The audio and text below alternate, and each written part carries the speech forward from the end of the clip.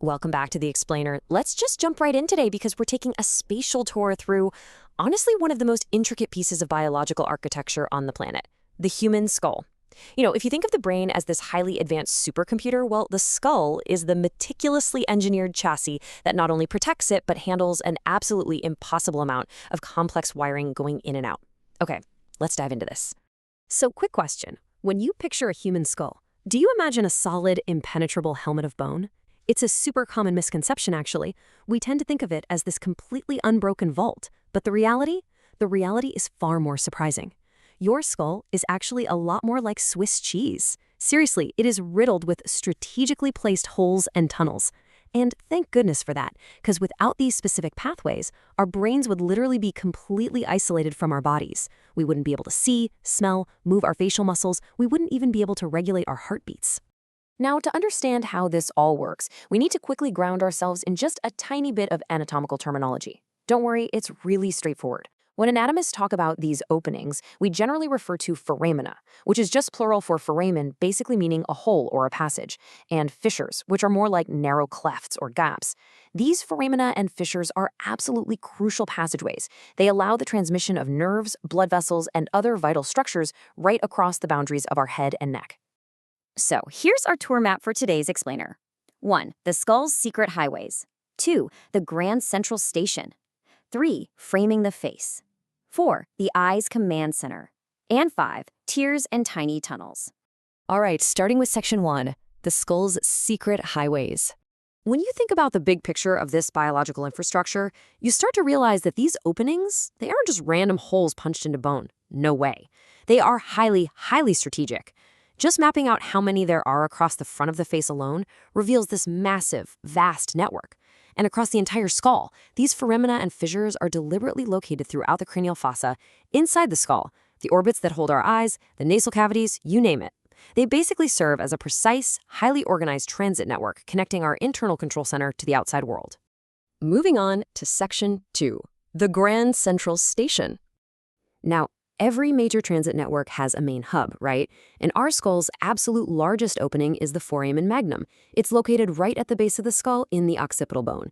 And fun fact, foramen magnum literally translates to great hole in Latin, which, yeah, makes perfect sense. It connects the external cranial base directly to the posterior cranial fossa inside. I mean, just the sheer size and oval shape of it is wild. It's actually slightly larger in males than females, and anatomists map it out using these specific midline craniometric landmarks. You've got the basion on the anterior border and the opistheon on the posterior border. But the really crucial point here is understanding the sheer volume of vital cargo this one single opening handles. It's insane. When you break it down, for the nervous system, the spinal cord actually transitions into the brainstem's medulla oblongata right here, and the spinal root of the accessory nerve snakes through too. Then, for the vascular system, it transmits the vertebral arteries, plus the anterior and posterior spinal arteries that keep your brain nourished with oxygen. And for support structures, it allows the passage of the meninges, the flow of cerebrospinal fluid, and critical ligaments like the apical and alar ligaments that physically anchor your skull to your spine. It is, literally, the ultimate bottleneck for human life. Section 3. Framing the face. Shifting our tour geographically up from the base of the skull, we can compare the supraorbital foramen and the infraorbital foramen. Now, anatomists love their directional terms, but they actually make learning this really easy. Supra just means above, so this opening is found in the frontal bone right above the eye. Infra means below, placing the infraorbital foramen down in the maxilla or your upper jawbone right below the eye. And each of these acts as a dedicated gateway, transmitting its own distinct namesake nerves, arteries, and veins out to your facial tissues. What's really fascinating here is the sheer variation in human anatomy. On one hand, you might have a clearly defined, perfectly closed circle, the supraorbital foramen. But right next to it, maybe a bit more toward the midline, is the frontal opening. Sometimes it's a closed hole, but often it's just an open notch, the frontal notch. Actually, scratch that. A single person might literally have a closed foramen on one eye and an open notch on the other. Human biology is quirky like that. But regardless of its exact shape, this medial opening is responsible for transmitting the supratrochlear nerve, artery, and vein straight up to your forehead. Dropping down beneath the eye, we find the infraorbital foramen. It sits right on the body of the maxilla, positioned cleanly above what's called the canine fossa.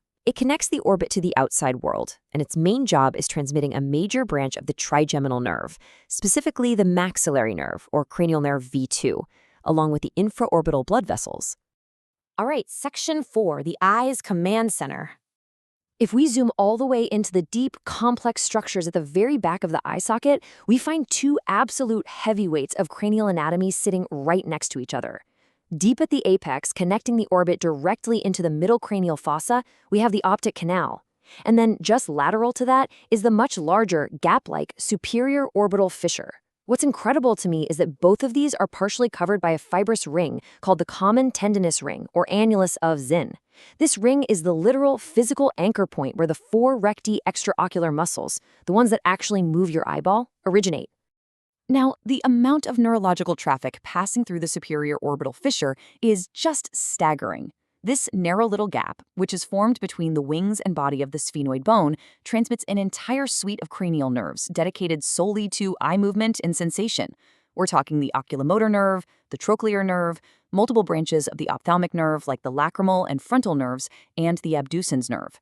Oh, and plus, it serves as the crucial drainage route for the superior and inferior ophthalmic veins. Talk about a wildly busy intersection. But sitting right beside that incredibly busy intersection is the optic canal, and its job is singular and utterly critical. This direct tunnel through the lesser wing of the sphenoid transmits exactly two things. First, the optic nerve, which carries literally every piece of visual data from your retina straight to your brain. And second, the ophthalmic artery, which provides the essential blood supply to keep your eye alive.